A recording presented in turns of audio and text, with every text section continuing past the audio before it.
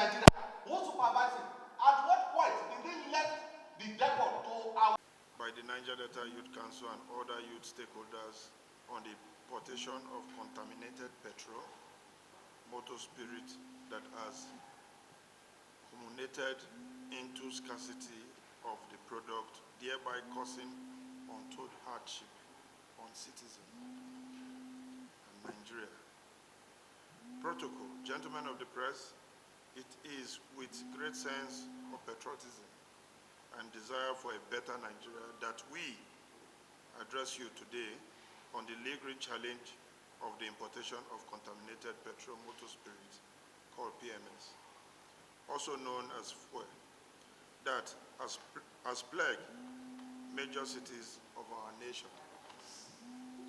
Recall that over a month ago, citizens of our oil-producing nation became aware of the circulation of contaminated fuel.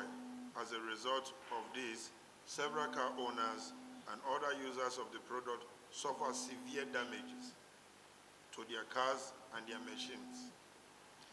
The Nigerian National Petroleum Company Limited, NNPC, and the sole importer are the sole importer of finished petroleum product in the country.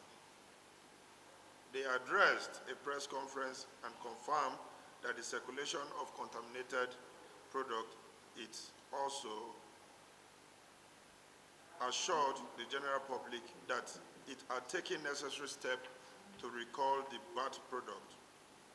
The apex organization of the Nigerian oil industry, however,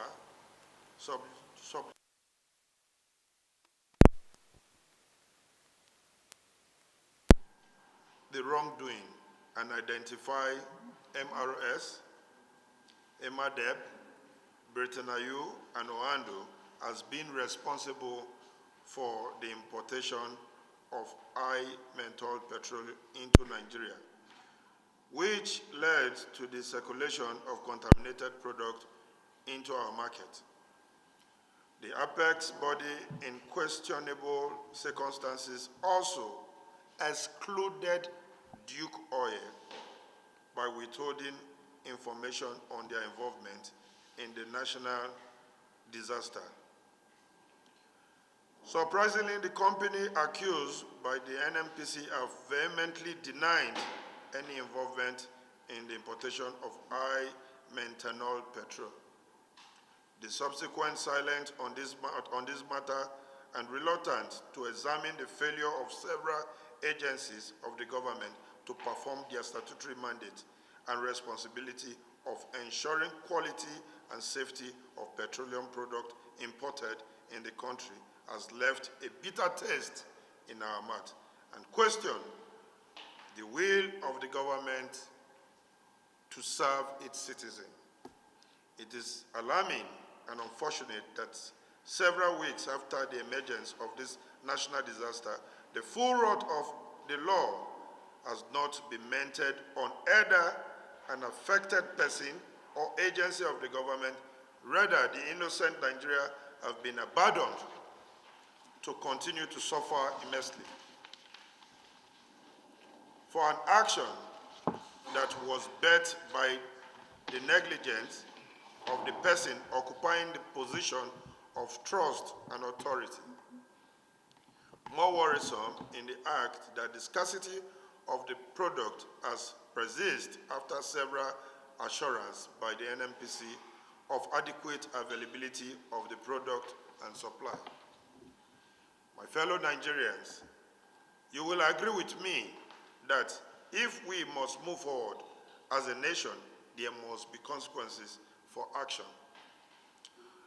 This dastardly act of a few individuals have had negative economic implications and thrown our struggling economy into shambles, all due to the unprofessional and careless management of this situation amidst the prevailing economic challenges. Nigerians have been subjected to source for PMS under torturous conditions as long as queue have persisted, the product have been purchased at an unnecessary exorbitant price, in some cases as much as 700 naira per liter, despite sleeping in the petrol station. As patriots, we have reviewed the situation and have discovered that certain persons occupying position of trust and authority in the PMS distribution ecosystem have failed in their responsibilities and duty to Nigeria. We cannot sit and continue to watch as Nigerians suffer from the incompetency and ineptitude of certain individuals occupying the government offices, who have aided this deliberate act of sabotage. Our meticulous findings have revealed that this unfortunate event portrayed the ability to cast aspersion on the credibility of Mr. President Buhari, who since assumption of office, we made tremendous effort to make persistent fuel scarcity a thing of the past in our nation. We have written to Code of Conduct Bureau, Economic and Financial Crime Commission, Independent and Corrupt Practice Commission, and other relevant agencies of the government, intimating them of the rot and unending decay within the rank of government, and urge them to purge the system of these saboteurs. As we await their action, we have taken further steps and are strategizing to ensure that the right thing is done. To this extent, we demand the immediate resignation of the Minister of State of Petroleum, Timipre Sylva, and also the Group Managing Director of NNPC, Mele Kyari, for the immeasurable damage and hardship inflicted upon Nigerians by this importation of contaminated PMS. For failure to perform this constitutional duty to the public, we further demand that the dual tender unreserved apologies to the entitled each always accused of importing contaminated fuel to cover for their failures. The economic loss and damage caused by their actions are too grievous to be forgone. Hence, we demand that the Minister of State for Petroleum and NNPC management come clear of the havoc caused by this act of recklessness that has not only caused the economy losses and hardship, but also put lives and businesses in Nigeria at risk. To remedy the hardship and damage suffered by several Nigerians, we gladly heard the voice to the call made by several well-meaning Nigerians and various groups and solicit the federal government to, as a matter of necessity, take a step to ensure that the owners of vehicles and machineries damaged as a result of this contaminated fuel are adequately compensated to quell their suffering.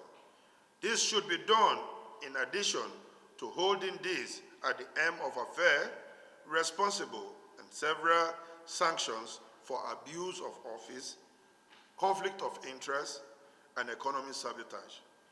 These issues has exposed a lot of inadequacy in the petroleum supply chain, and everything must be done to ensure that the sector is sanitized.